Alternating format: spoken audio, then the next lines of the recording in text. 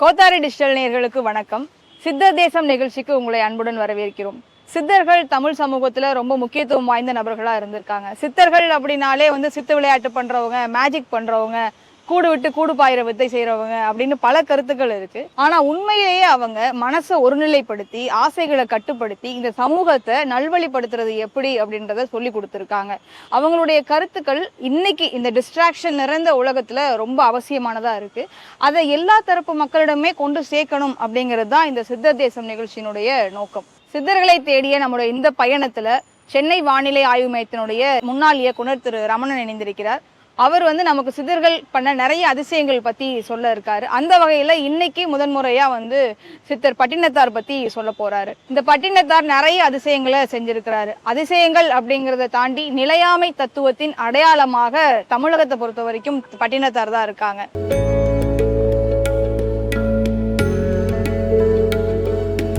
அனைவருக்கும் இனிய காலை வணக்கங்கள். பட்டினத்தார் என்பவர் காவேரி பூம்பட்டினத்திலே சிவநேசன் மற்றும் ஞான கலம்பை அம்மையாருக்கு மகனாக பிறந்தார். அவர்களாம் சிவ வழிபாடு காரணமாக தான் அவர் ஒரு குபேரனின் அம்சமாக பிறந்தார். ஒரு நாள் கனவிலே அவருக்கு ஒரு அந்தனர் தீட்சை அளிப்பார் என்று அவருக்கு அந்த காட்சி வந்தது. அதன்படியே அவர் இவருக்கு சிவ தீட்சை அளித்தார். அந்த சிவ தீட்சையை பெற்றுக்கொண்டு வாழ்க்கை நடத்தி கொண்டிருந்தார். பின்பு சிவகலை என்ற ஒரு அம்மையாரை அவர் கரம் பிடித்தார். பிடித்த பிறகு பல வருடங்கள் அவர்களுக்கு குழந்தை பிறக்கவில்லை. 35 வருடமாயும் குழந்தை பிறக்கவில்லை என்ற கவலையானது அந்த தாயாருக்கு இருந்தது. அதன் பிறகு இவர் கனவிலே ஒரு குழந்தை யாரோ ஒரு கொண்டு கொடுப்பார் என்று தோன்றியது. அந்த கொண்டு கொடுப்பவர் என்பது சிவசர்மா மற்றும் சுசீலை தம்பதியினர். அவர்கள் திருவிடை மருதில் இருந்தார்கள். திருவிடை மருதில் அன்பர்கள் அனைவருக்கும் அமுது படைத்து கொண்டிருந்தார்கள். அவ்வாறு செய்யும் பொழுது அவருடைய அந்த பணம் செல்வம் எல்லாம் விரயமாகியது. மேலும் அன்பர்களுக்கு அன்னம் அளிப்பது என்பது ஒரு இயலாத காரியம் என்ற நிலை வரும்பொழுது இறைவனானவன் அவர்கள் கனவிலும் தோன்றி அவர்களுக்கு கூறினான், அங்கே சிவகங்கை குளக்கரையிலே ஒரு குழந்தை கிடைக்கும், அந்த குழந்தையை எடுத்துக்கொண்டு போய் நம்ம பட்டினத்தாரிடம் ஒப்படையுங்கள், அவர் உங்களுக்கு பொன்னும் பொருளும் தருவார், அதன் மூலம் உங்கள் பணியை நீங்கள் தொடரலாம் என்று அருளினார். ஸோ அதன் காரணமாக அவர்கள் அந்த சிவகங்கை குளத்தில் இருக்கும்பொழுது அந்த குழந்தை கிடைத்தது. இறைவனே அந்த குழந்தையா வந்திருக்கான். அதுதான் இவன் இந்த குழந்தையை போய் கொடுக்குறோமே அப்படின்ற ஒரு வருத்தம் இருந்தது. இருந்தாலும் இறைவன் சொல்லி உள்ள உபாயம், அதன்படி நாம் நடக்க வேண்டும் என்ற காரணத்தினாலே அந்த குழந்தையுடன் இந்த பட்டினத்தார் அருகே இல்லத்துக்கு வருகின்றனர். பட்டினத்தாரும் இவர்களை எதிர்பார்த்து இவர்களுக்கு பொன்னும் பொருளும் கொடுத்து உதவினார். அதன் பிறகு அவர்கள் சென்று விடுகின்றனர் தங்கள் பணியை மேற்கொள்ள. இந்த நேரத்திலே அந்த குழந்தைக்கு மருதவாணன் என்ற பெயரிடுகிறார்கள். மருதவாணனுக்கு எல்லாவற்றையும் சொல்லிக் கொடுக்கின்றார். அவனும் புத்தி கூர்மையுள்ள பையன். அவன் நல்லா வளர்ந்து அவனும் வாணிபம் செய்வதற்காக இவரிடம் சொல்கின்றான், நானும் கடல் கடந்து சென்று வாணிபம் செய்து வருகிறேன் என்று. அவ்வாறே பாய்மர கப்பலில் ஏறி வாணிபம் செய்வதற்காக செல்கிறான். சென்று பல இடங்களில் எல்லாம் சென்று வாணிபங்கள்லாம் செய்து திரும்பி வருகிறான். வரும்போது வெறும் மரட்டியை மட்டுமே கொண்டு வருகின்றான். மற்ற வணிகர்கள்லாம் மற்ற பொருள்களை கொண்டு வருகின்றனர். அப்பொழுது இவருக்கு பட்டினத்தாருக்கு கோபம் வருகிறது. அதன் காரணமாக அவர் அந்த வரட்டியை எடுத்து தரையில் அடிக்கின்றார். அடிக்கும் பொழுது கோபத்தில் அடிக்கும்போது அதில் உள்ள வைரமும் வைடூரியமும் தெரித்து வெளியிலே வருகின்றது.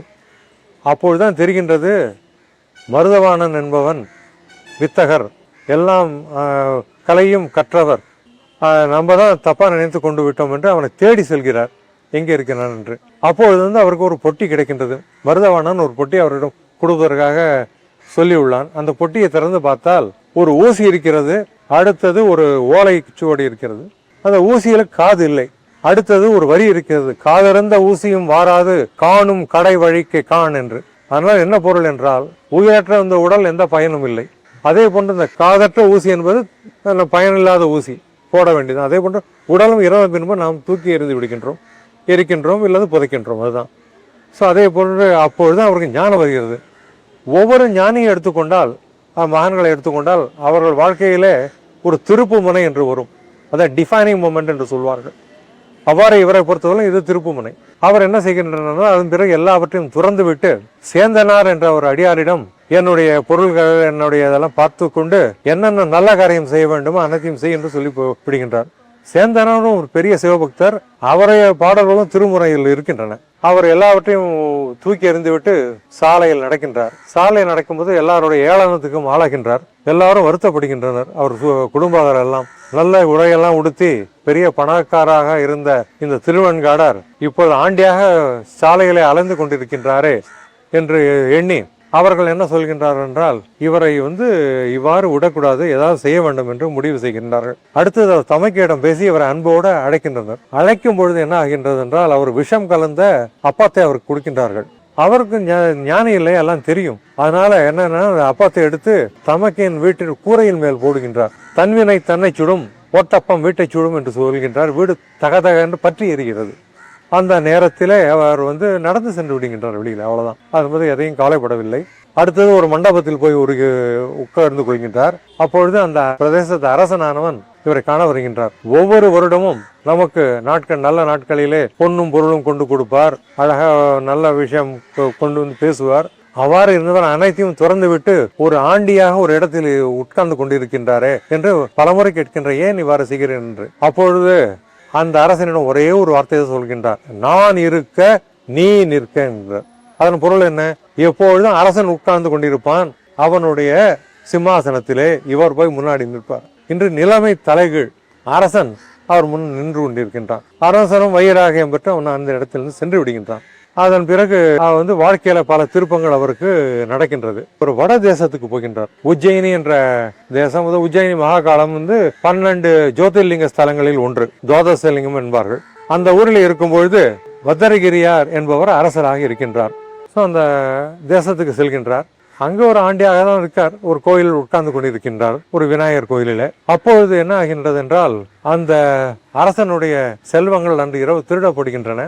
திருடிய திருடர்கள் அதில் உள்ள ஒரு மாலையை மாத்திரம் இவர் கழுத்தில் போட்டுவிட்டு சென்று விடுகின்றனர். அவர்கள் இந்த கோயில் அருகே வரும்போது ஒரு கடவுளுக்கு சிலைக்கு அந்த மாலையை தருகிற எண்ணத்தில் தந்தார்களோ என்னவோ தெரியல, இவர் கழுத்தில் மாலை இருக்கிறது. மறுநாள் காலை இந்த திருடு களவாடப்பட்டதை கண்டு அரசன் காவலர்களை பணிக்கின்றான், திருடர்களை தேடுங்கள் என்று. திருடர்கள் இந்த உஜ்ஜைன் நகரம் முழுதும் அலைந்த பொழுது அரண்மனையுடைய விலை உயர்ந்த மாலை இவர் கழுத்தில் இருப்பதை காண்கின்றார்கள். பிறகு இவரை அரசனிடம் இழுத்து செல்கின்றனர். அவர் ஒன்றுமே சொல்லவில்லை. அரசனிடம் இழுத்து சென்ற பின்பு அரசன் இவர் எதுவும் பதில் சொல்லாத காரணத்தினால இவர் திருடி இருப்பார் என்று நினைக்கின்றான். மற்ற பொருளை பற்றி கேட்கும் போது அவர் எந்த பதிலும் சொல்லவில்லை. அந்த நேரத்தில் அவன் என்ன பண்றான்னா, இவரை கழுமரத்தில் ஏற்றுங்கள் என்று சொல்லிவிடுகின்றான். கழுமரம் அருகே சென்ற பொழுது திடீரென்று அந்த மரமே எரிகின்றது. மரமே எரிந்த பிறகு இந்த செய்தி அரசனுக்கு பரவ அரசன் ஓடோடி தான் செய்த தவறை உணர்கின்றான். ஆராயாமல் இவரை தண்டித்து விட்டோமே என்று எண்ணி இவர் காலில் விழுகின்றான்.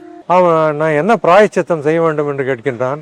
உடனே பட்டினத்தார் திருவடை மருதூருக்கு செல் என்று சொல்கின்றார். பத்திரகிரியாரும் திருவடை மருதூர் விடுகின்றார். சில நாட் பிறகு பட்டினத்தாரும் திருவடை மருதூர் விடுகின்றார். இவர் கிழக்கு கோபுரத்தில் இருப்பார், பத்திரகிரியார் மேற்கு கோபுரத்தில் இருப்பார். அதன் பிறகு ஒரு நாயும் பத்திரகிரியாருடன் சேர்ந்து கொள்கிறது. அடுத்தது பத்திரிகையார் தனக்கு கிடைத்த உணவை கொஞ்சம் அந்த நாய்க்கும் கொடுக்கும் வழக்கம் உண்டு. ஒரு நாள் இறைவன் இந்த பகுதிக்கு இவரிடம் யாசகம் கேட்கிறதுக்காக வருகின்றான். இறைவன் இவரிடம் யாசகம் கேட்கும் பொழுது அவர் மேற்கு கோபுரத்திலே ஒரு குடும்பஸ்தன் இருப்பான், அவரிடம் போய் கேள் என்கின்றார். அப்பொழுது இறைவன் அந்த மேற்கு கோபுரம் சென்று அந்த பத்திரகிரியாரிடம், நான் கிழக்கு கோபுரம் சென்றேன், அங்கு இருக்கக்கூடிய ஒரு துறவி மேற்கு கோபுரம் செல் என்று கூறினார், அங்கே ஒரு குடும்பஸ்தன் இருப்பான் என்று கூறினார், அதன் காரணமாக நான் இங்கு வந்தேன் என்று சொல்கிறார். இதை கேட்டு அவர் வருத்தமுற்று, குடும்பஸ்தன் என்று சொன்ன தன்னை தான் தன் கையிலே ஒரு ஓடி இருக்கிறது, அடுத்தது பக்கத்தில் ஒரு நாய் இருக்கிறது, நான் குடும்பஸ்தன் ஆகிவிட்டேன், எல்லாத்தையும் துறந்த பிறகு இதெல்லாம் எதற்கு என்று சொல்லி அந்த கோபத்தோடு கையில் இருக்கும் ஓட்டை எடுத்து அந்த நாய் மீது எரிந்து விடுகின்றார். அந்த நாயும் இறந்து விடுகிறது. பிறகு அந்த நாயானது காசிராஜன் குடும்பத்திலே ஒரு மகளாக பிறந்து காசிராஜன் மகளாக இருக்கும் பொழுது அவள் சொல்கிறாள், நான் ஒருவரை திருமணம் செய்து கொள்ள வேண்டும் என்றால் அது பத்திரகிரியார் மட்டுமே, அவர் மூலம்தான் நான் அந்த உன்னத நிலையை அடைந்தேன், அதனால அவரிடம் என்னை இழுத்து செல்லு என்று சொல்கின்றார். காசிராஜனும் தன் மகளுடன் பத்திரகிரியார் அருகே வரும்பொழுது அந்த ஜோதியில் கலந்து ஐக்கியமாகி விடுகின்றார். இந்த செய்தியை கேட்ட பிறகு பட்டினத்தாருக்கு அவருக்கு இறைவனுடன் ஐக்கியமாகி விட்டார் பத்திரகிரியாரும் அந்த காசிராஜனுடைய மகளும். எனக்கு எப்பொழுது என்று கேட்கின்றார். அப்பொழுது ஒரு அசரீரி வருகிறது, ஒற்றியூருக்கு போ, அங்கே பேய் கரும்பு அந்த இடத்தில் இனிக்கும், அந்த இடத்துல உன்னை ஆட்கொள்வார் அரசன் என்று. அதன் காரணமாக அவர் என்ன பண்றாருனாக்க, ஒற்றியூருக்கு வருகின்றார். அங்கே கரும்பு தோட்டங்கள் இருக்கின்றன, கடற்கரை இருக்கிறது, அந்த இடத்துல இறைவன் ஆட்கொள்வார் என்ற நம்பிக்கையும் இருக்கிறது.